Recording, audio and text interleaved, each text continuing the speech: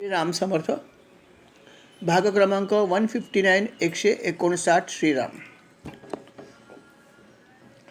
या भागात सुद्धा त्यांनी अर्थात पुढे अजून काही जे प्राणी आहेत त्यांना त्यांनी गुरु मानले किंवा त्यांच्याकडून काही गोष्टी त्यांनी घेतल्यात. पूर्णपणे गुरु नाही मानले, लक्षात ठेवा.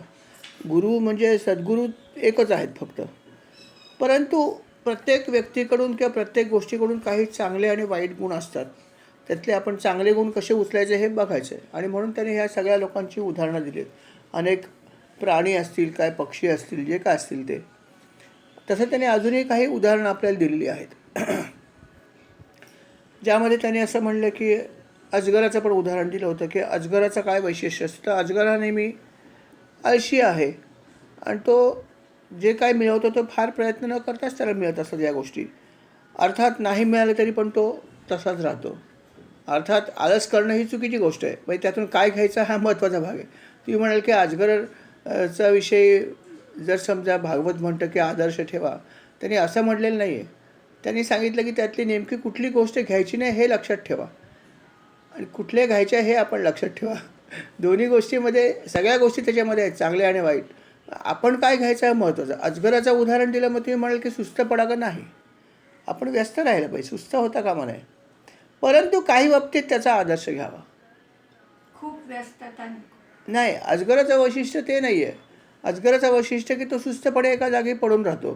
तो आपल्या भक्ष्यासाठी जरी भूक लागली तरी तो हालचाल करत नाही. आणि त्याच्यामुळे होतं काय की भक्ष्य त्याला मिळतं तरी पण नाही असं नाही, पण कधी कधी असा दिवस येतो की भक्ष्य मिळत नाही, कारण हा जातच नाही कुठे. मग त्यावेळेससुद्धा त्याला काहीही फरक पडत नाही. तो पूर्णपणे दैवावर ठेवून देतो. आनंद नाही मिळाला तरी तसाच राहतो. तो असं म्हणत नाही की आता मिळालं नाही मला हालचाल नाही, सुस्तच राहतो. मग यातून घेण्याचा भाग काय. तर घेण्याचा भाग हा आहे की आपण जरी प्रयत्नवादी असलं पाहिजे. हे बरोबर आहे की आपण अजगराचा आदर्श या बाबतीत ठेवू नये. आपण प्रयत्नवादी असलं पाहिजे. तो प्रयत्नवादी नव्हता, हा चुकीचा भाग होता. पण त्याचा एक भाग घेण्यासारखा होता की जरी त्याला काही एखादी गोष्ट नाही मिळाली, प्रयत्न न करता मिळाली तरी आनंद होता, पण नाही मिळाली तरी पण तो स्थितप्रज्ञपणे राहायचा. त्याचा स्थितप्रज्ञपणा या बाबतीतला की एखादी वस्तू मिळाली तरी आनंद, नाही मिळाली तरी माझ्यामध्ये काहीही फरक पडत नाही. म्हणजे हा जो काही गुण आहे की दैवामुळे काही गोष्टी दैवावरतीच आपल्या अवलंबून असतात. किती जरी प्रयत्न केले तरी प्रारब्धामध्ये असलेल्या गोष्टीच मिळतात. हे आपण मान्य करायलाच पाहिजे, पण प्रयत्न करायला पाहिजे हेही लक्षात ठेवा. परंतु कधीकधी प्रारब्ध बदलता येत नाही, ही अगदी गोष्ट त्रिवार सत्य आहे. म्हणून महाराज पण म्हणतात की तुम्ही तुमच्या मुलासाठी मुलीसाठी प्रयत्न जरूर करा, पण एक लक्षात ठेवा, त्यांच्या काही गोष्टी जर तुमच्या प्रारब्धामध्ये ठरल्या असतील तर किती जरी तुम्ही डोकेफोड केली तर त्याच्यामध्ये विशेष फरक पडणार नाही. कारण काही काहींचं प्रारब्ध ठरलेलंच असतं, सगळ्यांचंच ठरलेलं आहे. म्हणून या ठिकाणी जेव्हा तुम्हाला असं वाटलं की माझी मर्यादा संपलेली आहे, की माझे प्रयत्न काहीच फ्रूटफुल होत नाही, तर तुम्ही शांतपणे ते ॲक्सेप्ट करा आणि तुमचं जे काय बाकीचं निहित कर्तव्य हे करत राहा, असं त्यांनी स्पष्टपणे सांगितलं. महाराजांनी पण सांगितलं. आणि इथे पण त्यांना हेच म्हणायचं आहे की अजगर जसं अल्पसंतुष्ट राहतं, नाही मिळालं तरी मी असाच राहणार आहे, मिळालं तर खाईनच पण तरी मी असाच राहणार आहे. हा जो गुण आहे त्यांचा अल्पसंतुष्ट राहण्याचा, हा घेण्यासारखा भाग आहे, असं भागवतामध्ये त्यांनी स्पष्ट शब्दामध्ये सांगितलं. खूप सुंदर उपदेश आहे या स्कंदामध्ये. सगळा हा स्कंद जो आहे पूर्ण किंवा सगळे अध्याय ते उपदेशात्मकच आहेत. जे खरोखर घेण्यासारखी गोष्ट आहे. त्याच्यानंतर त्याने अजगराच्या नंतर त्याने अजून एका याचं उदाहरण दिलं आहे, आणि ते म्हणजे पतंगाचं उदाहरण दिलं. पतंग म्हणजे अर्थात हा कीटक, आकाशात उडणारा पतंग नव्हे. पतंगाचं तर आपल्याला माहिती आहे की पतंगाचं काय वैशिष्ट्य आहे, की पतंगसुद्धा जो आहे तो बऱ्याच वेळा दिव्याकडे झेप घेतो. त्याचं ते वैशिष्ट्य आहे की तो दिवा किंवा लाईट दिसला की तिकडं खेचला जातो. असे अनेक प्राणी आहेत. पतंगासम अनेक प्राणी असतात की जे दिव्याकडे खेचले जातात, लाईटकडे खेचले जातात. आणि खरं पाहिलं तर जेव्हा हा पतंगासारखा प्राणी जो असतो तो जेव्हा त्या दिव्याकडे येतो तेव्हा अर्थात त्याला मृत्यू येतो, त्याचा जळून जातो पंख वगैरे. परंतु असं असूनसुद्धा मागून येणारे जे त्याच्या मागे असतात ते तसेच येत राहतात. हे तुम्ही बघा. की जेव्हा कधी कधी घरामध्ये असे अचानकपणे काही कीटक येतात पतंगासारखे, तेव्हा त्यांची रास आल्यासारखे येतात, पण जर दिवा लावला तर ते सगळे दिव्यावरती जाऊन आपटतात एकामागे एक. अजिबात विचार करत नाहीत की काय झालं आहे पुढच्याचं. हा त्यांचा अंधळेपणा असतो, हा त्यांचा मूर्खपणा असतो की ते आगीवर झेप घेऊन मरतात. आणि याचं कारण काय, ह्याचा दुसरा अर्थ असा की त्यांचा स्वतःवर कुठलंही नियंत्रण नसतं, की कुठलीही विचारशक्ती नाही, कुठलीही गोष्टचं काहीच. एक गेला की त्याच्या मागे झुंडशाही ज्याला म्हणतात ना, की कुठलाही काही न करता एकामागे एक जात राहायचं, कुठल्याही प्रकारचा विचार न करता, काही न करता, आणि स्वतःवर नियंत्रण नसल्यासारखं स्वतःहून जातात. असं नाही की ढकलत नेलं त्याला. म्हणजे काय की आपल्या कुठल्याही गोष्टीवर नियंत्रण न ठेवता फक्त एखादी गोष्ट करत राहायची. हे सुद्धा एक प्रकारचा विषय वासनाच आहेत, की मनुष्यसुद्धा अशा प्रकारेच वासनांच्या मध्ये आसक्त होतो आणि मागचा पुढचा विचार न करता तो काही गोष्टी करतो. हे तर खरोखर आहे की आपल्याला माहीत असतं तरीसुद्धा काही ती गोष्टी करतो तो. जसं एखादा दारुडा व्यक्ती असतो की ज्याला दारू रोज लागते, नंतर काही दिवसांनी अशी परिस्थिती येते की डॉक्टर त्याला म्हणतात की आता दारू प्यायलाच तर मरशील, तरी पण तो दारू पित राहतो. म्हणजे पतंगासारखीच अवस्था होते की नाही. हे तर आम्ही उदाहरण बघितलं आहे की हॉस्पिटलाइज झाल्यावरती ती व्यक्ती, एखादी व्यक्ती हॉस्पिटलाइज होते का, तर त्यांची दारू प्यायल्यामुळे अवस्था वाईट असते. त्याच्यानंतर हॉस्पिटलाइज झाल्यावरती डॉक्टर सांगतात की आता तुला कसं तरी वाचवीन, पाहिजे पुढे अजिबात पिऊ नको, असं म्हणून गेल्यावरती तो थोड्या वेळाने सांगतो मला दारू पाहिजे. हे असं घडतं की इतकी त्याला दारूची सवय झालेली असते की ते राहू शकत नाहीत. ही परिस्थिती पतंगासारखीच झाली नाही का, की मला माहिती आहे मी दिव्याकडे जर धावलो तर जळून खाक होणार आहे, तरी ते जातात. तसं मनुष्याचं आहेच ना. दारू काय किंवा अजून काही गोष्टी काय, की अधीन झाल्यावरती एखाद्या कीटकासारखीच आपली अवस्था होते. म्हणून त्यांनी म्हटलं की ह्या पतंगापासून तुम्ही हे शिका की मला पतंगासारखा मोह करायचा नाही आहे, की मी माझा आत्मघात करतोय तरी सोडत नाही आहे. मला सांगितले आमची गोष्ट करू नका, तुम्हाला घातक आहे तरी मी करत राहणार. माझा मृत्यू आला तरी चालेल, की माझं सर्वस्व गेलं तरी चालेल. अशा अनेक गोष्टी असतात. जुगार खेळण्याचं व्यसन पण असतं की लोक सगळं घरदार विकतात जुगारामध्ये आणि त्यांना कशाचं भान राहत नाही. असंही होतं नाही का. हे तर आपण महाभारतात पण बघितलं. अर्थात युधिष्ठिराचं व्यसन वेगळ्या प्रकारचं होतं, तो अजून वेगळ्या प्रकारच्या गोष्टीने तो प्रेरित झाला होता. पण झाला तर होतात ना, की ज्याने आपलं सगळं राज्य जुगारामध्ये हरवलं. इतकंच नाही तर आपली पत्नी पण पणाला लावली, भाऊ पणाला लावले. युधिष्ठिरासारखं हो, स्वतः एवढा धर्मज्ञ असूनसुद्धा, धर्मराज त्याचं नाव असूनसुद्धा त्यांनीसुद्धा जेव्हा अशा प्रकारे विवेक आपला जो आहे तो त्याचा सोडून दिला आणि संपूर्ण राज्य त्यांनी पणाला लावलं. ते हारल्यावर पण त्याला बुद्धी आली नाही. त्यांनी स्वतःच्या भावंडाला लावलं, स्वतःला लावलं आणि शेवटी स्वतःच्या पत्नीला लावलं. द्रौपदीला पण त्यांनी पणाला लावलं आणि पण हरला. म्हणजे बघा की किती दिवाळखोरी घडली याच्याकडून. हे पण अशा प्रकारचं उदाहरण. आणि म्हणून त्यांनी म्हटलं की आसक्ती जी आहे ही पतंगासारखी करू नका, इतक्या टोकाला तुम्ही जाऊ नका. हे आपण शिकलं पाहिजे पतंगापासून. त्याच्यानंतर त्याने अजूनही काही उदाहरणं दिली आहेत, ज्यामध्ये त्याने म्हटलं की भ्रमर म्हणजे भुंगा. त्याच्याकडून त्यांनी असं म्हटलं की काही गोष्टी तुम्ही असं शिका की भ्रमर जो आहे तो अनेक फुलामधून रस गोळा करतो, बरोबर आहे. तो थोडा थोडा घेतो, एकाच फुलामध्ये संपूर्ण खूप काही घेत नाही. बघा, तर भ्रमर कधी एका जागी जास्त बसत नाही, पटकन एका ठिकाणून. त्याच्यावरती एक सुंदर गाणं पण आहे चित्रपटामध्ये. अर्थात चित्रपटाचं गाणं असेल त्याचा अर्थ चांगला आहे की गली गली घुमे कली कली चुमे भवरा बेईमान. म्हणजे भवरा म्हणजेच हा भ्रमर जो आहे तो कधी एका ठिकाणी बसत नाही, तो एका फुलावर जास्त वेळ बसत नाही, इकडनं तिकडे तिकडनं इकडे. तो मर्यादित प्रमाणामध्ये तिथून काही गोष्टी घेतो आणि लगेच पुढे निघून जातो. ओरबाडून सगळं खात नाही. हा भ्रमराचा भाग आहे. मग या ठिकाणी त्यांनी उपदेश कशा केला आहे की भ्रमर जो आहे तो रस घेतो किंवा ते काही चांगल्या गोष्टी घेतो फुलांमधून, जास्त पीडा न देता त्या ग्रहण करतो. तसं कोणी वागलं पाहिजे, हा उपदेश मुनींसाठी आहे. ते म्हणजे हे जे मुनी आहेत किंवा साधू संन्यासी आहेत यांनी अशा प्रकारे केलं पाहिजे. म्हणजे कसं की साधू संन्यासी जे आहेत ते अर्थात माधुकरी मागून जीवन जगतात. त्यांना माधुकरी मागायची असते, भिक्षा मागायची असते, बरोबर आहे. मग त्यांनी काय केलं पाहिजे की थोडी थोडी भिक्षा घेतली तरी बस समाधान मानलं पाहिजे की एक झाले की दुसरं घर, दुसरं झालं की तिसरं घर, मला जितकी हवी तेवढी मिळत नाही तोपर्यंत मी घेतच राहणार, असं नाही करायला पाहिजे. की थोडीशी जरी भिक्षा मिळाली तरी सुखात राहायला पाहिजे, बस माझं शरीर जगावं इतकीच इच्छा ठेवली पाहिजे. खूप माधुकरी मागायच्या मागे जाऊ नये. काही याच्यामध्ये तर पंथामध्ये नियम आहे की 5च घरं मागायची. भरपूर ठिकाणी असा नियम आहे की 5 घरं फक्त भिक्षा मागायची. श्लोक म्हणायचं, हे सगळे जे रामदासी लोक वगैरे ते तर फक्त श्लोक म्हणतात आणि तिथून जातात समोर, थांबत पण नाहीत ते. मग आपण बोलवून दिली तरच घेतात, नाही तर काही घेत नाहीत ते. पण मोजून 5 घरात भिक्षा मागायची किंवा माधुकरी मागायची आणि त्यानंतर मिळाली तर ठीक, नाही मिळाली तर पाणी पिऊन झोपायचं. असं मुनींनी वागावं, अशा प्रकारचा उपदेश भागवतामध्ये आहे की मुनींनी या बाबतीमध्ये भ्रमराचं उदाहरण ठेवावं.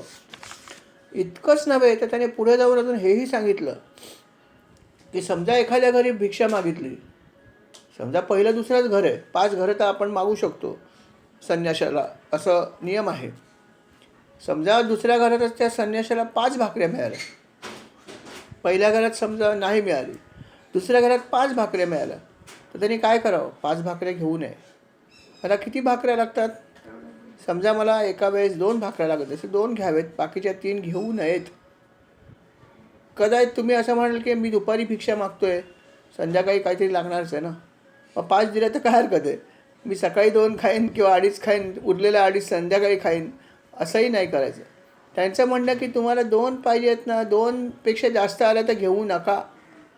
संग्रह करायचा नाही. भिक्षांना जरी असलं तरी भिक्षेचा सुद्धा संग्रह करायचा नाही. बघा काय कठीण गोष्ट आहे. भिक्षेचा सुद्धा काय, भिक्षा मागून म्हणजे भिक्षा एकतर अनिश्चित आहे, कोण देईल नाही देईल. भिक्षा मागितल्यावरती शिव्या पण खूप वेळा मिळू शकतात. आपण बघतो कितीतरी वेळा शिव्या देतो, काय साला माणूस आहे, धडधाकट आहे, भिक्षा मागतोय, असं तसं त्याचे आईबाप काढतात आणि काय काय बोलतो आपण. खरं पाहिलं तर त्यांचा जर संन्यास धर्म असेल तर त्यांना मागायलाच लागतं, हे लक्षात ठेवायला पाहिजे. आता हे सगळं आपल्याला पूर्वी कुठं माहीत होतं. आपण असा बघतो खूप वेळा की काय सारा धडधाकट आहे, सारा तरी शिव्या मारून त्याला शिव्या मारून हाकलतो. काय सारा धडधाकट आहे, मजुरी कर, जा तिकडे, मजुरी करता येत नाही, भिक्षा मागतोय, काय लाज वाटते की नाही, वाटेल ते बोलतो, भिक्षा देत नाही. असं नाही आहे. अहो तो चांगला मनुष्य असू पण शकतो, शिक्षित पण असू शकतो एखाद वेळेस, संन्यास झालेला, आणि संन्यास धर्मामध्ये भिक्षा मागून खायचं आहे म्हणून तो भिक्षा मागतोय, हे आपल्याला कुठं माहीत असतं. आपण बस आपलं ज्ञान पाजळतो आणि त्याची निंदा करतो आणि पापच करतो ना एक प्रकारे. एक वेळेस भिक्षा नाही दिली तर परवडली, असं बोलणं म्हणजे किती मोठी गोष्ट चुकीची करतो आपण. आणि भिक्षेकरांनी हे लक्षात ठेवलं पाहिजे की जरी त्याला भिक्षा नाही दिली तरी काहीही म्हणता कामा नये. जो काय श्लोक म्हणला असेल तो म्हणायचा आणि श्रीराम म्हणून पुढे जायचं. ह्या व्यक्तीला कुठल्याही प्रकारचा अपशब्द म्हणायचा नाही की काही म्हणायचा, आनंदाने पुढे जायचं. आणि जर जास्त भिक्षा आली तरी पण ती माधुकरी घ्यायची नाही. सांगायचं, माते तू जे काय मला वाढलीस ती मला इतकी गरज नाही, मला इतकीच दे, फक्त मी यातच खुश आहे. आणि संध्याकाळची भाकरीसुद्धा जरी आली न मागता तरी पण ठेवायची नाही. जे आत्ता पाहिजे तेवढंच घ्यायचं, संग्रह अजिबात करायचा नाही. हा भाग खूप महत्त्वाचा आहे. संग्रह करणं हा सुद्धा भाग अतिशय घातक आहे, करू नका. महाराष्ट्र म्हणतात खूप जास्त संग्रह करू नका. तुम्ही संसारी असलात तरी सुद्धा संग्रह करा, पण खूप जास्त करू नका. त्याला मर्यादा ठेवा किती संग्रह करायची. उगीच आपण आपलं बघतो घरामध्ये पण कितीतरी गोष्टी लागेल म्हणून ठेवतो. ही लागेल वस्तू राहू दे, ती लागेल वस्तू राहू दे. एकेका वस्तूचे 5-5 जोड आपल्याकडे असतात, कधी 10-10 जोड तयार होतात. का राहू दे ह्याचा रंग हा वेगळा रंग येतो, त्या असं येतं तसं आहे, काहीतरी वेगळं असतं आणि आपण ठेवून देतो आणि त्या वस्तू काही वापरत नाही, नुसतं भरून जातं सगळं घर आपलं. पण हे जर तुम्ही या मार्गामध्ये असेल तर अशा प्रकारचा संग्रह तुम्ही करता कामा नये, हे लक्षात ठेवा. की संग्रह हा आध्यात्मिक व्यक्तीने जास्त करू नये, संसारी व्यक्तीने थोडाफार करावा पण जास्त करू नये, हे नक्कीच आहे. त्याच्यानंतर त्यांनी असंही सांगितलं आहे की जेव्हा मधमाशीसारखं त्याने उदाहरण दिलं की मधमाशी कधी कधी मध साठवते, खूप साठा करते, बरोबर आहे. आणि साठा केल्याचा परिणाम काय होतो, शेवटी त्या मधाच्या पोळ्याला कोणतरी शोधून काढतं आणि ते पोळं शोधल्यावरती ते म्हणतात इथे भरपूर मध आहे. मग काय, हातामध्ये मशाल घेतली आणि त्या पोळ्याला आग लावून देतात सरळ. तर त्याच्यामध्ये अनेक मधमाशा जळून पण जातात, कारण त्यांना असं वाटतं की आम्ही इतके मेहनतीने गोळा केला, इथून निघून का जाऊ. ज्या जात नाहीत त्या जळून खाक होतात, किंवा अग्नी लागल्यावरती पळायच्या आधीच त्यांना अग्नी कधी कधी वेढतो, मृत्यू येतो. पण हे सगळं कशामुळे होतं, तर साठवण केल्यामुळे. जेव्हा ती मधमाशी स्वतःपुरती मध घेते आणि खाते, तिला कोणी मारत नाही. पण जेव्हा ती साठवण करते, नको तितकी जास्त, थोडी साठवण केली, मधाचं छोटंसं पोळं असेल, मधाचं छोटंसं पोळं असेल तर काही होणार नाही. परंतु मधाचं जिथे मोठं पोळं असतं त्यालाच जाऊन लोक फोडतात आणि तिथे आग लावतात. छोटंसं असेल 2 मधमाशाचं तर आपण तिथे वाटतेला पण जात नाही आणि त्याच्यात पण त्यांना मध ठेवता येतो. पण मोह जास्त झाला की काय होतं, हे मधमाशांचं उदाहरण आहे. खूप सुंदर उदाहरण आहे की तुम्ही हिशोबापेक्षा जास्त साठवण करू नका, नाही तर मधमाशासारखी तुमची अवस्था होऊ शकते. त्याच्यानंतर त्यांनी हाही उपदेश केला आहे. त्यांनी सांगितलं की मुनीने कधी स्त्रीला स्पर्श करू नये, पायाने सुद्धा. आणि इतकंच कशाला, लाकडी प्रतिमा जरी एखाद्या स्त्रीची असली तर तिलासुद्धा स्पर्श करू नये. बघा तुम्ही म्हण लाकडाच्या प्रतिमेला काय होणार आहे, काय फरक पडतो, नाही. त्यांनी सांगितलं की तुम्ही लाकडाच्या प्रतिमेला सुद्धा स्पर्श करू नका, आसक्ती निर्माण होऊ शकते. जर लाकडाच्या प्रतिमेला सुद्धा स्त्रीच्या जर स्पर्श करू नका म्हटलं, तर मग प्रत्यक्षामध्ये त्यांना किती अंतर ठेवायला पाहिजे, विचार करा.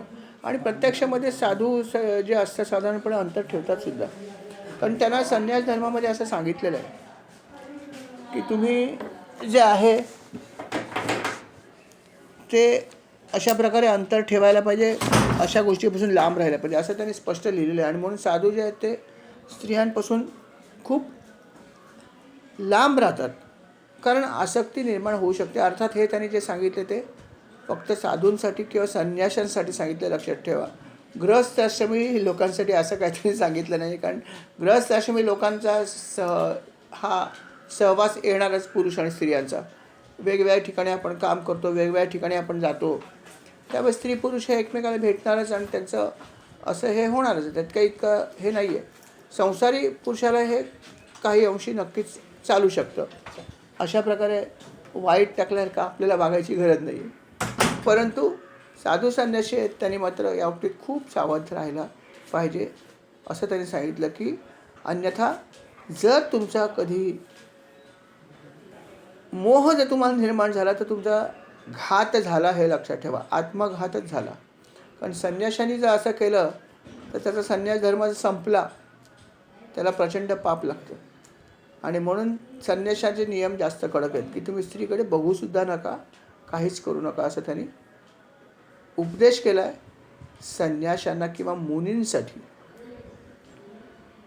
आणि अर्थात अशी अनेक उदाहरणं आपणही बघितली आहेत की जसं एका ऋषीचं आपण कथा याच्यात वाचली की इतका चांगला ऋषी होता, परंतु फक्त पाण्यामध्ये त्याने प्रणय बघितला माशांचा. आणि पाण्यात फक्त प्रणय बघितल्यावरती त्याच्या मनात इच्छा झाली आपण संसार करावा. बघा, प्राण्यांचा प्रणय बघून इच्छा निर्माण झाली आणि सरळ त्यांनी तपश्चर्या सोडून दिली करायची आणि तपश्चर्याच्या सगळ्या शक्तीचा वापर केला, महाल बनवला, सुंदर रूप धारण केलं, सुंदर स्त्रीशी लग्न केलं आणि भरपूर संसाराची मजा केली, भरपूर वर्ष लुटली. आणि नंतर त्याला उपरती झाली की आपण काय केलं.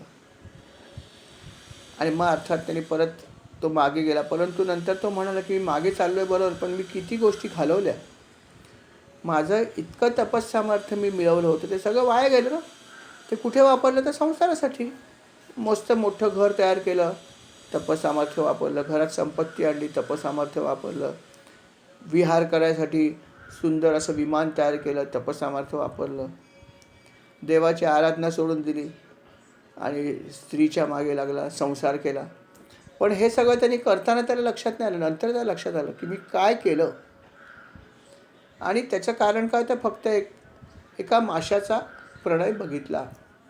म्हणून त्यांनी सांगितले की जी लोक विशेषतः संन्यासी किंवा साधू किंवा योगी वगैरे असे आहेत, त्यांनी स्त्री संग टाळण्याचाच प्रयत्न केला पाहिजे, असं त्यांचं म्हणणं आहे.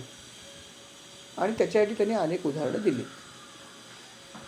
आणि म्हणून त्यांनी म्हटलं की काही बाबतीत आपण हाही गोष्टी लक्षात ठेवा की जास्त संग्रह करू नये आणि आसक्ती जिथे निर्माण होण्याची शक्यता अशा गोष्टीपासून लांब राहावं. त्याच्यानंतर त्याने अजून एक उदाहरण दिलं आहे की आपल्या इंद्रियांवर आपण जेव्हा नियंत्रण ठेवत नाही तेव्हा काय होतं. आता इंद्रिय तर अनेक प्रकारची आहेत, बरोबर आहे, आणि ते वेगवेगळी कामं करतात. सगळी इंद्रिय शेवटी आपल्याला विषयाकडेच घेऊन जातात कुठून ना कुठून तरी. ज्याच्यामध्ये त्यांनी उदाहरण दिलं की आपली जीभ हे खूप महत्त्वाचं इंद्रिय आहेच आहे की ज्याच्यावरती आपल्या अनेक गोष्टी अवलंबून आहेत.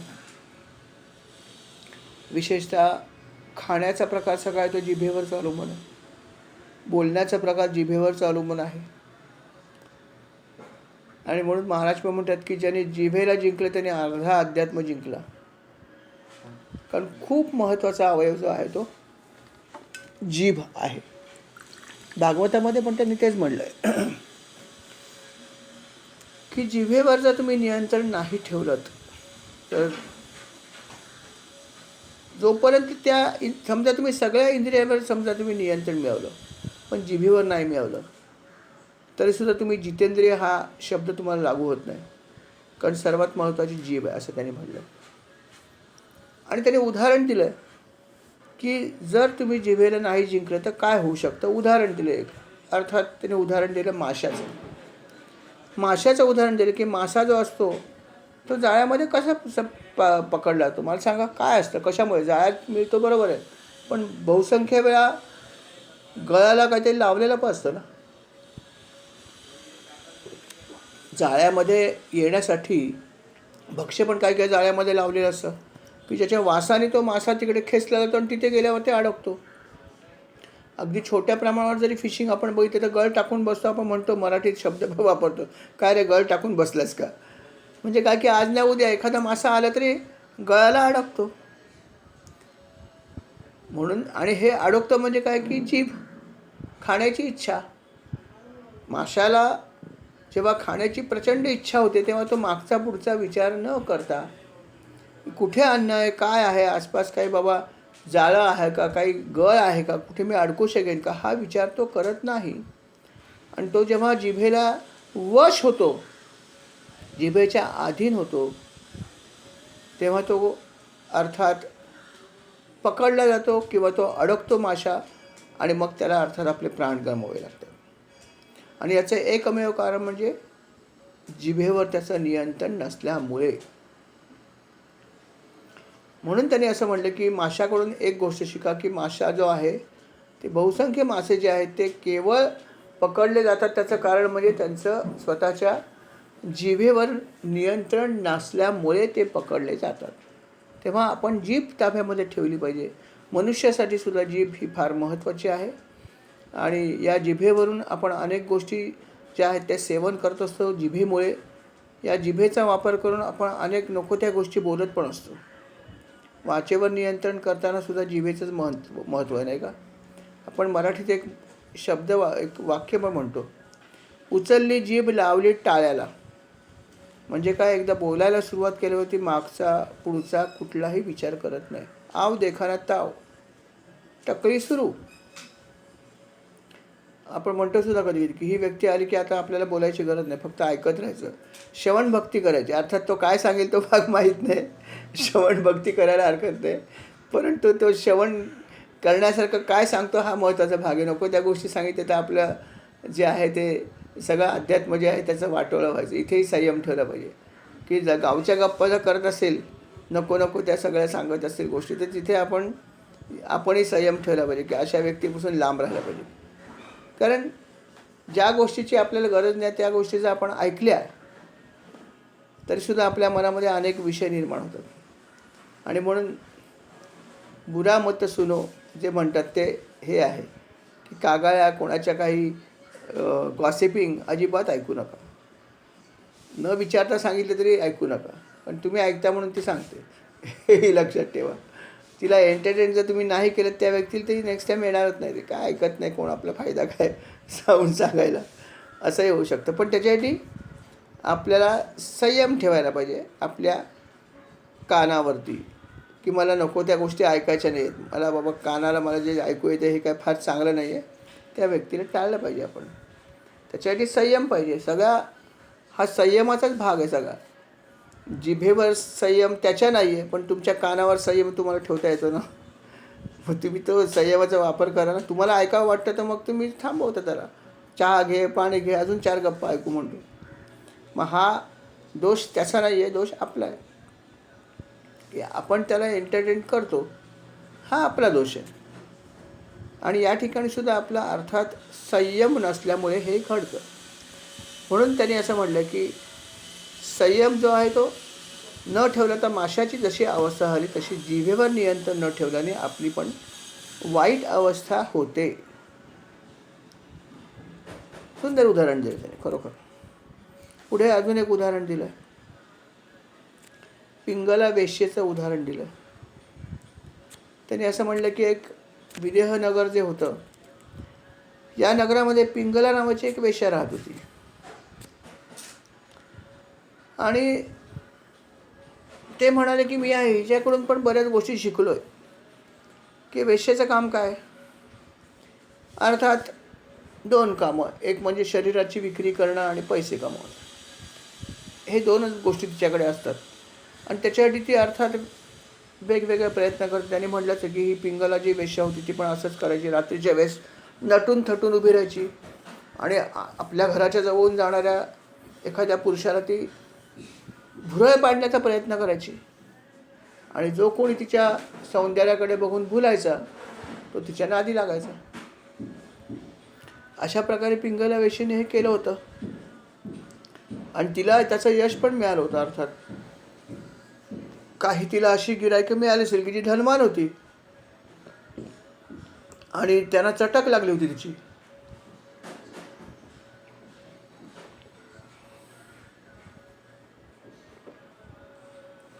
त्यांना चटक लागली होती आणि त्या चटकेमुळे ते सगळ्या गोष्टी विसरून गेले होते आणि ते दररोज तिच्याकडे जायचे आणि भरपूर धन लुटायचे स्वतःचं. आणि मग त्यावेळेस तिला त्याचा अर्थात आनंद व्हायचा आणि ती सगळं धन त्याचं काढून घ्यायचा प्रयत्न करायची. जेवढं मिळेल तेवढं लुबाडून घ्यायची अक्षरशः या लोकांकडून. आणि ते तिच्यासाठी वेडे झाले होते. असं ती नेहमीच करायची आणि नेहमी मग वाट बघायची की आज कोण मला भेटते, धनवान व्यक्ती. आणि त्यावेळेस तिचा एक भ्रम होता.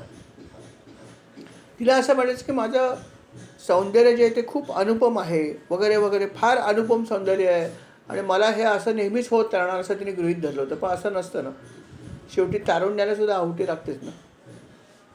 पण तिला हे त्यावेळेस कधी लक्षात आलं नाही. तिला वाटायचं की माझं सौंदर्य आहे आणि माझ्यासाठी सगळे वेडे झाले आहेत वगैरे वगैरे, किंवा त्यांचं माझ्यावर प्रेम आहे असंही तिला वाटायचं. ते तर खोटीच गोष्ट होती. जी लोकं यायची ते तिच्या शरीराकडे बघून यायचे, शरीर सुख मिळाल्यावरती निघून जायचे, परत यायचे नाही असं नाही, का ते शरीर सुखाची लालसा होती. पण त्यातून तिने वेगळा पण अर्थ घेतला की तिला वाटलं हे सगळे माझ्यावर अनुरक्त झालेत आणि माझ्यासाठी वेडे झालेत. पण असं काही नव्हतं. त्यांना तिचं बाकी आकर्षण काही नव्हतं, प्रेमभावना वगैरे काही नव्हती. पण तिथे अशी समज होता की हे सगळे धनिक लोक जे आहेत ते माझ्यावर प्रेम करतात असं तिला वाटायचं. तो तिचा मूर्खपणा होता. आणि तीसुद्धा पैशाच्या मागे खूप वेडी झाली होती आणि म्हणून तिला हे कधी लक्षात आलं नाही की आपण काय करतो. मुळामध्ये हे कामच तिचं चुकीचं होतं. वेश्या व्यवसाय करणं काही चांगलं गोष्ट नाहीच आहे. अर्थात बघा, जिथे मजबुरी असते तो भाग वेगळा, की एखाद्या स्त्रीला फसवून जर वेश्या व्यवसायाला लावलं असेल तर कधी कधी त्या स्त्रीला तिथून सुटका करता येत नसते म्हणून ती अडकलेली असते आणि मग त्यावेळेस तिचा भाग हा वेगळा भाग पडतो. पण अनेक स्त्रिया अशा असतात की त्या स्वेच्छेने करतात, की त्यांना वाटतं हा शॉर्टकट आहे. की मला शरीर फक्त द्यायचं आहे आणि भरपूर पैसे मिळणार आहेत आणि काही काम करायची गरज नाही आणि मला डबल फायदा होतो, शरीरसुद्धा उपभोगायला मिळते नवीन आणि वरून त्याचे पैसे मिळतात, असे तिच्या पण मनात मोह निर्माण झालेले असतात. म्हणून ती असं करते आणि असं करताना ती किती पाप करते हे तिला समजत नाही. कारण आपण उदाहरणं बघितली असतील, ऐकली असतील की कितीतरी पुरुष असे असतात की जे ऑफिसमधून सुटल्यावर घरीच जात नाहीत. अशी तर अनेक उदाहरणं आहेत की ऑफिसमधून 7-8 वाजता जे काय सुटत असेल मनुष्य, सुटल्यावर कितीतरी लोक घरी जातात नाहीत. हे एखाद्या डान्स बारमध्ये जातात. हे मुंबईत सगळं बघितलेले आहेत अनेक उदाहरणं की सरळ डान्स बारमध्ये जातात.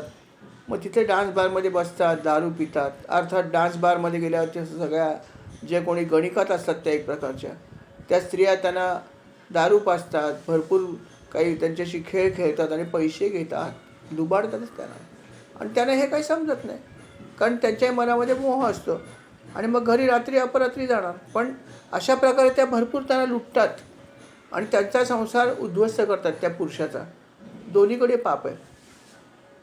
स्वतः पैसे मिळवण्यासाठी दुसऱ्याचा संसार उद्ध्वस्त करणं काही चांगली गोष्ट नाही आहे. अर्थात या पुरुषाचा पण दोष आहेच आहे, तो प्रश्न नाही आहे की तोही आपल्या घरातल्या सगळ्या गोष्टी विसरून तिच्या मागे जातो. आसक्ती, सगळ्या गोष्टींमध्ये आसक्तीच आहे.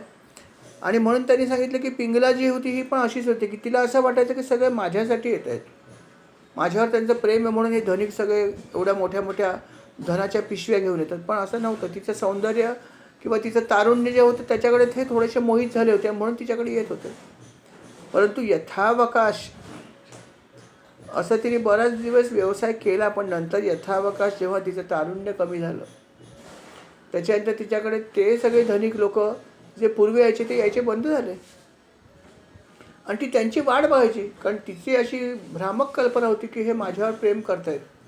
ते तिच्यावर प्रेम करत नव्हते, तिच्या शरीरावर प्रेम करत होते आणि ती त्यांच्या धनावर प्रेम करत होती. आणि अर्थात एक ठराविक कालावधीनंतर तिला हे लक्षात आलं नाही, पण ती दररोज वाट बघायची की माझा अमका धनिक कधी येईल, माझा अमका धनिक. तो तर येत नव्हता कारण त्यांनी विचार केला काय करायचा, मी दुसरीकडे जाईन. आणि नंतर काही दिवसांनी तिला ही गोष्ट लक्षात आली, काही कालावधीने ती लक्षात की अरे हे असं होतं त्याचं कारण म्हणजे ही माझी आसक्ती, हा माझा मूर्खपणा आहे की मला जे वाटतं तसं नाही आहे, हे सगळं चुकीचं मी केलं आजपर्यंत. आणि मी कुठल्याही पुरुषाच्या मागे जायचे कारण मला आसक्ती होती धनाची आणि त्याला आसक्ती होती माझ्या शरीराची. पण हे सगळं मी चुकीचं केलं आणि अशा प्रकारच्या आसक्तीच आता मला दुःख देणार आहे कारण का तर मला त्याची आसक्ती निर्माण झाली. मग तिला लक्षात येतं की मला हे दुःख होणं त्याचं कारण माझी आसक्तीच होती. हे सगळं मी चुकीचं केलेलं आहेच आणि ही आसक्ती ठेवली, ही फार मोठी मी चूक केली आणि ही फार मोठी चूक करून मी अनेक लोकांचे संसार पण उद्ध्वस्त केले. त्याचा तिला अर्थात पश्चाताप नंतर होतो, नाही असं नाही. पण जेव्हा तिला पश्चाताप होऊन जेव्हा ते हे काम बंद करते आणि नंतर जेव्हा ती अशा प्रकारचा कुठलीही गोष्ट करत नाही तेव्हा तिला शांतपणे झोप यायला लागते. का तर तिने पाप काम बंद केलेलं असेल. दुसरी गोष्ट म्हणजे काय की ती कोणाविषयी सुद्धा वाट बघत असते की हा येईल, तो येईल, मला पैसे देईल, ही तिच्या मनात आशा असते नेहमी. पण नंतर तिला जेव्हा लक्षात येतं की आपण हा चुकीचा भाग केला, आपला फोलपणा आहे, तेव्हा ती या सगळ्या गोष्टी सोडून देते. त्यामुळे तिच्या मनामध्ये कसली आसक्ती शिल्लक राहत नाही. तिला हे नंतर लक्षात येतं यथावकाश, काही तिच्या पुण्यामुळे असेल, काही लोकांशी संबंध आल्यावर की आपण जे करतोय ते करण्यापेक्षा परमेश्वराची जर आपण प्रार्थना केली असती तर तो माझा सर्वस्व होऊ शकला असता. हे सगळे लोक माझे सर्वस्व कधीच होऊ शकत नाहीत. पण जर मी परमेश्वराची प्रार्थना केली असती इतकी तर तो माझा सर्वस्वी झाला असता. पण हे तिला नंतर लक्षात येतं. पण तिच्या लक्षात येतं हा महत्त्वाचा भाग आहे की अशा प्रकारे मी हे केलं, हे चुकीचं केलं आणि असं मी करायला नाही पाहिजे आणि मी आता करणार नाही.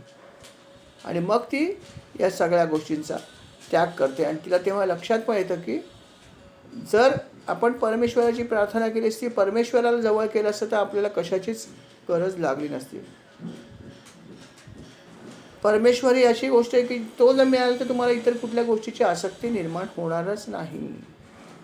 आणि म्हणून या ठिकाणी ते ऋषी जे आहेत ते म्हणतात की म्हणून पिंगला जी वेश्या होती हिच्याकडून काही गोष्टी आपण शिकाव्यात की कशा प्रकारे आसक्ती करू नये केली तर काय होऊ शकतं ह्याचं अजून एक उदाहरण ते म्हणले, मी हिच्याकडून पण शिकलेलो आहे. अजामेळ्याचं पण असंच झालं होतं. अजामेळ्याची जी कथा आहे त्याच्यामध्ये पण असंच घडलं होतं की अजामेळा हा खूप चांगला ब्राह्मण होता. आपण म्हणतो नाही का पंचपदीमध्ये, पापी अजामेळा मुक्त केले कोणी, गणिका गजेंद्रासी उद्धरिले कोणी. तसं अजामेळ जो पापी होता, तो पाप करायचा म्हणजे काय करा, वेश्येच्या मागे गेला होता तो. त्याने हे पाप केलं होतं, बाहेर खाली झाला. पण तोही आधी चांगला होता. पण त्यांनी असंच केलं की एका वेश्येचा त्यांनी प्रणय बघितला जाऊन, आणि तो प्रणय बघितला, त्याच्या मनामध्ये इच्छा निर्माण झाली आणि तो तिच्या मागे गेला आणि सर्व काही त्यांनी त्याचं सोडून दिलं. ब्राह्मण होता तो सुद्धा. सगळ्या गोष्टी त्याने सोडून दिल्या आणि चरित्र हनन झालं. ही कथा आहे. म्हणजेच काय की काही गोष्टीमध्ये आपण खरोखर भान ठेवलं पाहिजे की आपण जेव्हा पटकन खेचले येतो, आपण जाता कामाने विचार केला पाहिजे की मी कुठे चाललो आहे, काय करतो आहोत. क्षणिक समाधानासाठी मी एखादी गोष्टी करतो, पण त्याच्यामुळे माझं खूप नुकसान पुढे होऊ शकतं. हे तेव्हा आपल्याला लक्षात येत नाही, कारण मोह असतो. म्हणून त्यांनी म्हटलं की संयम ठेवा. या सगळ्या गोष्टी ज्या ऋषी म्हणत आहेत की या सगळ्या गोष्टींपासून मी अनेक गोष्टी शिकत गेलो. जसं पिंगले वेश्येकडून पण मी हे शिकलो की अशा सगळ्या गोष्टीपासून आपण लांब राहायला पाहिजे, त्याच्या अधीन होता कामा नये, शक्यतो जाऊच नाही अशा ठिकाणी. आणि हे मी पिंगलेकडून शिकलो. असे अनेक गुरु आहेत ज्यांच्याकडून मी अनेक गोष्टी शिकलो, असं त्यांनी सांगितलं.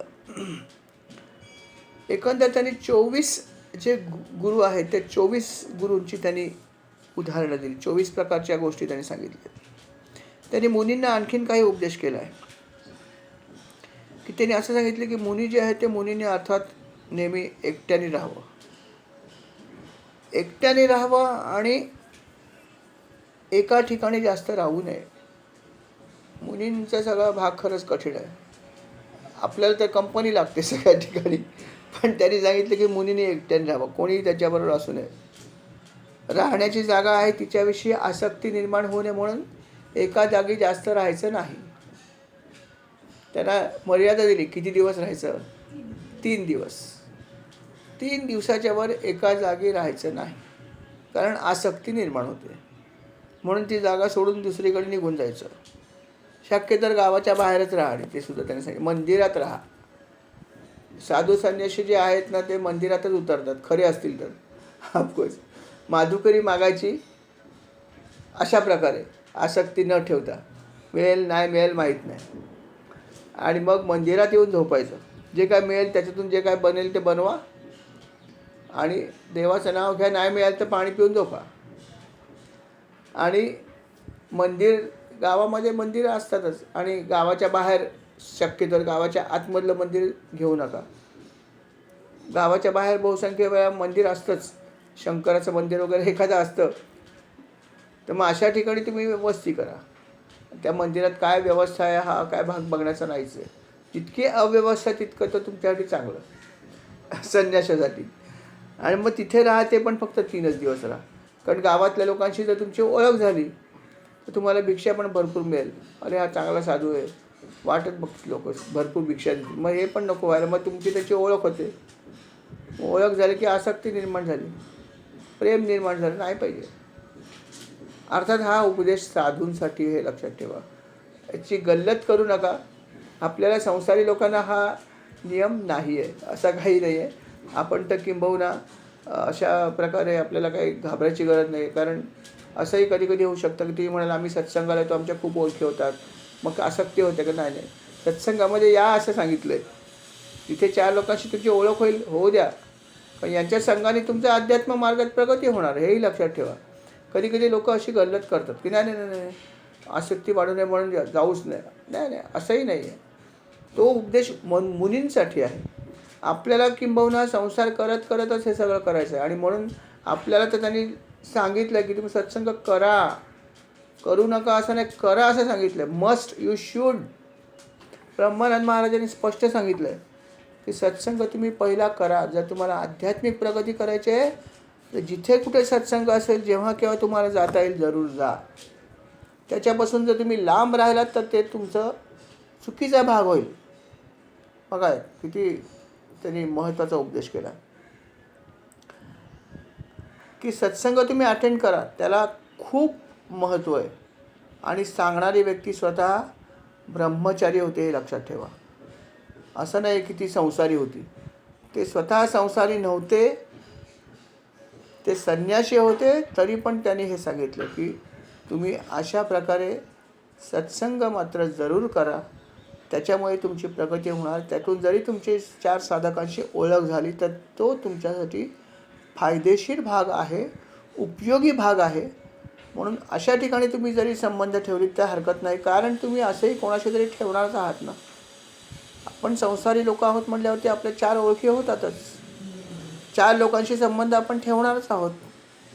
मग जर 4 लोकांशी मला ओळख ठेवायची आहे, 4 लोकांशी मला संबंध ठेवायचे आहेतच, संसारी असल्यामुळे काही ठेवावे लागतातच, तर मी ती 4 लोक जी ते सत्संगातली निवडीन ना, की ज्यांच्याकडे विषय कमी असतील.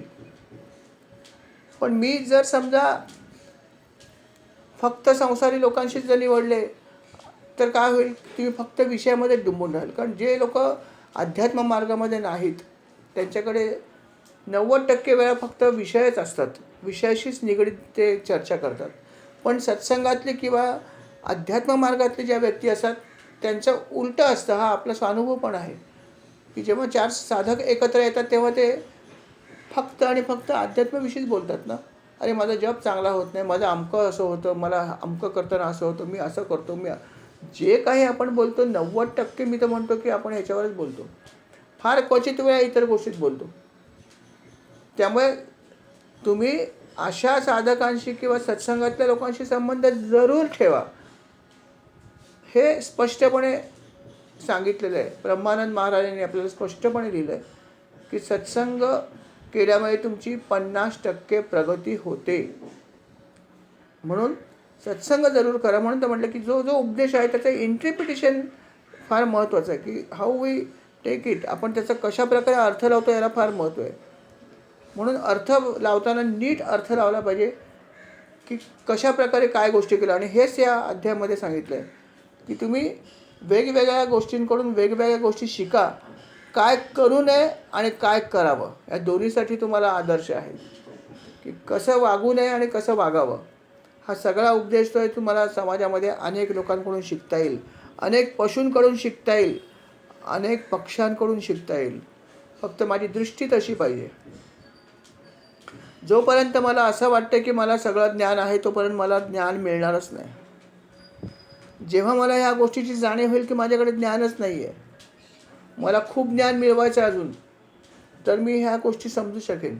मला प्रत्येक कीटकाकडून, प्रत्येक प्राण्याकडून, प्रत्येक मनुष्याकडून त्याच्यातल्या चांगल्या गोष्टी मला दिसतील आणि मी त्या घेण्याचा प्रयत्न करेन. पण हे केव्हा होईल, जेव्हा मला जाणीव होईल की माझ्यामध्ये काही कमतरता आहे. जोपर्यंत मला असं वाटतं की मी सर्वज्ञ आहे, मला काय कोणाची गरज नाही, मीच लोकांना सगळं सांगू शकतो, तर तिथे संपला आपला विषय. आपली आध्यात्मिक प्रगती तिथे खुंटलेली आहे. हे तुम्ही लिहून ठेवा कागदावर. म्हणून सतत आपल्याला हे वाटलं पाहिजे की मला आध्यात्मिक प्रगती करायची आहे आणि त्याच्यासाठी मी अशा सगळ्या गोष्टी ज्या सांगितल्या त्या प्रॅक्टिकली करून बघेन. करून बघण्याला महत्त्व आहे. ब्रह्मानंद महाराज म्हणतात ना, सत्संग करा मग जाईल. ठीक आहे, बरं अर्धा तास मला वेळ आहे, सकाळी मला बाबा काम असतं वगैरे, ठीक आहे, अर्धा तास या, 15 मिनटं या, 1 तास या. पण तुम्ही जर आध्यात्मिक प्रगती करू शकत असाल तर जो उपदेश ऐका त्या उपदेशावरती जर तुम्ही वाटचाल केली तरच तुमची प्रगती होणार, हे लक्षात ठेवा. फक्त श्रवण केल्याने होत नाही. श्रवण केल्यावरती त्याचा पुढचा जो भाग आहे की त्याचं इम्प्लिमेंटेशन करणं हे खूप महत्त्वाचं आहे. खूप म्हणजे खूप महत्त्वाचं आहे. त्याच्याशिवाय ते ज्ञान झालं असं म्हणूच शकत नाही. की फक्त मी ऐकलं आणि जर केलं नाही तर ते ज्ञान नाही, ती केवळ माहिती आहे. जसं अनेक बोर्ड लावलेले असतात अनेक ठिकाणी, रस्त्याच्या डाव्या बाजूने चाला, अमकं करा, तमकं करा. जे काय आहे ते इम्प्लिमेंट केलं तर ते ज्ञान, नाही तर ती माहितीच आहे फक्त जी लावलेली असते. बरोबर आहे. अनेक प्रकारच्या गोष्टी असतात. रस्त्यामध्ये थुंकू नका. कितीतरी लोक आपल्यासमोर पचापच थुंकत असतात. अर्थात ती चुकीची गोष्ट आहे, पण हे सगळं जे आहे ते आपण ज्या योग्य सूचना असेल त्याचं पालन केलं पाहिजे, तर त्याचं आपल्याला खरं ज्ञान झालं, हा त्याचा अर्थ. आणि भागवतामध्ये त्यांनी हे सगळं या 11व्या स्कंदामध्ये भरपूर काही उपदेशच केला आहे की कसं वागा आणि कसं वागू नका, याच्यावरच त्यांनी भरपूर उपदेश केला आहे. असे त्यांनी अजूनही काही उदाहरणं दिली आहेत. अर्थात त्याच्यामध्ये त्यांनी अजून महत्त्वाचं म्हणजे एक त्यांनी सांगितलं की कोळी जो असतो ना, कोळीचं पण चांगलं उदाहरण दिलं आहे की त्याच्या स्वतःच्याच तोंडामधून ते जाळं तो निर्माण करतो. अर्थात त्या जाळ्यामुळे त्याला खूप फायदा पण होतो, नाही असं नाही, की त्याच्यात तो राहत पण असतो, एक प्रकारे त्याचं राहण्याची जागा पण असते. त्या ठिकाणीच त्याला त्या जाळ्यामध्ये अनेक लोक येऊन फसतात आणि त्याच्यामुळे त्याला आपलं जे आहे ते खाद्य मिळतं आणि अशा सगळ्या गोष्टी मिळतात, पण तो ते जाळ्याच्या बाहेर कधी जातच नाही. त्यामुळे त्याला अन्य गोष्टीची काही कल्पना नसते, त्याचं जाळं हेच विश्व असतं, त्याला इतर कुठल्याही गोष्टीचं ज्ञान नसतं. तो फक्त जाळं खाणं याच्या पलीकडे त्याला कुठलीही काहीही माहीत नसतं. जसं अशा काही काही गोष्टी असतात की कोशामध्ये बंद होणं ज्याला म्हणतात ना, कोशामध्ये बंद होणं की याच्या पलीकडे काही जग माहीतच नाही. तसं थोडंसं हा भाग याचा पण आहे की हा जो आहे तो फक्त जाळ्यामध्येच असतो, बस त्याचं एकच काम असतं की जाळ्यात टाकायचं, जे काय मिळेल ते घ्यायचं आणि तिथेच तो राहत असतो. त्याच्यासाठी ते सगळं जे आहे ते विश्व तिथेच आहे, सगळं काही तिथेच ही त्याची धारणा असते. त्यांनी असं म्हटलं की आपण जर मनापासून एखाद्या गोष्टीचं केलं तर अनेक गोष्टींचं तुम्हाला ज्ञान होऊ शकतं, अनेक गोष्टीचं ज्ञान होऊ शकतं. पण आपला दृष्टिकोन जो आहे तो बरोबर नसतो. आनंद जो आहे तो बाहेर नाही आहे, आनंद आपल्यामध्येच आहे. परंतु आनंद आपण का मिळवू शकत नाही, कारण आपण नको त्या गोष्टीचा विचार करतो. बघा, खरोखर की जेव्हा मनुष्य लहान असतो तेव्हा त्याला किती आनंद असतो. बघा, लहान मुलं किती आनंदात असतात. इथे काही झालं तरी ते उड्या मारत असतात, घरात काही होऊ दे ते उड्या मारत असतात, खेळत असतात आणि हसत असतात. त्यांना जोपर्यंत काही लागत नाही किंवा भूक लागत नाही तोपर्यंत त्यांच्या तोंडावर कधी दुःख येत नाही किंवा अश्रू येत नाहीत त्यांच्या डोळ्यात. ते अतिशय आनंदात, कारण काय, ते कुठल्या गोष्टीची चिंताच करत नाहीत. ही त्यांची निरागसता आहे. मनुष्य पण असाच असतो, परंतु त्याची निरागसता हळूहळू संपते, नाही का. जसं मनुष्य ॲडल्ट होतो, ॲडल्ट झालं की चिंतेला सुरुवात. आणि ही निरागसता जी आहे ती आपली राहिली पाहिजे. जरी तुम्ही शिक्षण घेतलं तरी पण निरागसता गमवा असं कोणी म्हणलेलं नाही आहे. परंतु दुर्दैवाने आपण जसं जसं शिक्षण घेत जातो आपली निरागसताच एक प्रकारे आपण संपत चाललेलो असतो आणि हे नकळत घडतच असतं. म्हणून त्यांनी म्हटलं पण बालकांकडून हा गुण तुम्ही घेतला पाहिजे, त्यांची निरागसता तुम्ही घ्या की जसे ते सतत आनंदात असतात तसा आनंदात राहा. इतर व्यक्ती काय करतात याच्याकडे बघू नका, तुम्ही तुमचा आनंद तुमच्यामध्येच हे लक्षात ठेवा. कशाचा मान कशाचा अपमान हे सगळं अपेक्षा ठेवूच नका. आणि आम्ही अपेक्षा ठेवतो म्हणून आम्हाला दुःख होतं. म्हणून ते म्हणतात की मुलांचं सारखं ठेवा, कुठेही गेलं तर तुम्ही तुमचं जग आणि तुम्ही, तुमचा परमेश्वर आणि तुम्ही, बाकी कशाचाही विचार करू नका. निरागसता मुलांकडून घ्या, असा हो उपदेश भागवतामध्ये केला. खूप सुंदर उपदेश हा सुद्धा. असे त्याने अनेक छोट्या छोट्या गोष्टी त्यांनी निवडल्यात आणि त्यातून त्यांनी खूप सुंदर सुंदर उदाहरणं दिली. आणि या सगळ्या गोष्टीचं आपण मनन केलं पाहिजे खरोखर, की का मी असं करू शकत नाही, का मी मुलांसारखा काही अंशी तरी का मी निरागस होऊ शकत नाही. काही अंशी बनायला काय हरकत आहे, पूर्ण नासही. किंवा जसं त्यांनी सांगितलं की खूप काही साठवण करू नका, तर मी किती साठवण करतो, किती मला गरज आहे. जसं आपण बघतो की अनेक वेळा आपण मॉलमध्ये गेल्यावर अनेक वस्तूंची गरज नसताना घेऊन ठेवतो. मॉलमध्ये गेल्यावर ते हे घडतं. आणि बऱ्याचशा मॉलमध्ये बऱ्याच वस्तू मोठ्या मोठ्याच मिळतात, लहान मिळतच नाही. छोटा पॅक हा फक्त छोट्या दुकानातच मिळतो. पाव किलो हे जा डीमार्टमध्ये 2 किलो 5 किलो 4 किलो सगळं मोठंच. 4-5 वस्तू घेतली 1 वस्तू फ्री. म्हणजे काय की तुम्ही पॅक घ्या, 10चा घ्या 1 फ्री. त्या 1 फ्रीसाठी मी 10 विकत घेतो. 10ची मला गरज आहे का नाही, समजा महिन्याला मला 5च वस्तू लागत आहेत, पण मी 10 घेतो विकत. का? एक फ्री मिळणार आहे ना. म्हणजे 5ची साठवणूक मी केली की नाही, मग हा माझा मोहच आहे ना. मग जर मी समजा हे सगळं जर ऐकत असेल, जर मी वाचत असेल, तर त्याचं इम्प्लिमेंटेशन मी कधी करणार? मला मॉलमध्ये जायचं आहे तर माझ्याकडे आवश्यक आहे तेवढं सामान असेल तर मी का शॉपिंग करू?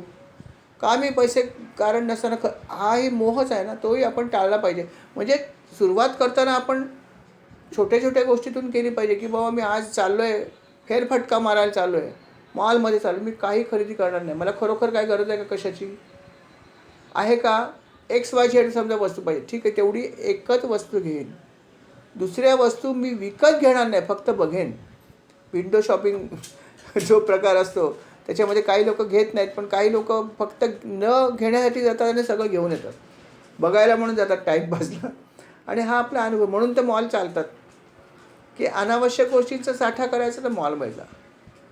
आणि इथे आपण असा प्रयोग करून बघितला पाहिजे, की जे जे मी वाचतो आहे त्याचा प्रयोग करायचा, की मी आज मॉलमध्ये जाऊन काहीच घेणार नाही, पण मी अर्धा तास फिरणार आहे, सगळ्या फ्लोअरवर जाणार आहे सगळ्या वस्तूंच्या, पण एक काडीची गोष्ट विकत घेणार नाही आहे. असं ठरवून बघा, होतं का, जमतं का? कारण सगळ्या गोष्टीचा प्रयत्न करून बघितल्याशिवाय आपल्याला हे समजणार नाही, की मी खरोखर काय करतो आहे. ते संयमाची परीक्षाच बघावी लागते. आणि अशा प्रकारे जर आपण परीक्षा बघितली तर आपल्याला नक्की समजू शकेल की आपण कसं वागायला पाहिजे. अशा प्रकारे भागवतामध्ये खूपच सुंदर उपदेश त्यांनी केलेला आहे. आपण महाराजांच्या चरणी प्रार्थना करूया की महाराज संयम जो आहे तो बाळगण्यासाठी अर्थात आम्ही प्रयत्न करू. आपली कृपा आमच्यावर अशीच असावी जेणेकरून आम्ही संयम बाळगू. या ठिकाणी या अध्यायाला आपण स्वल्पविराम घेऊया. श्रीराम समर्थ. श्रीराम. या अध्यायाची सेवा महाराज मी आपल्या चरणी अर्पण करतो. स्वीकार करावा. कळत नकळत चूक झाली असेल तर क्षमा करावी. आणि आमच्या या सर्वांच्या सेवेचा आपण स्वीकार करून अशीच सेवा आमच्याकडून दररोज करून घ्यावी, रोज करून घ्यावी ही विनंती. श्रीराम समर्थ. श्रीराम.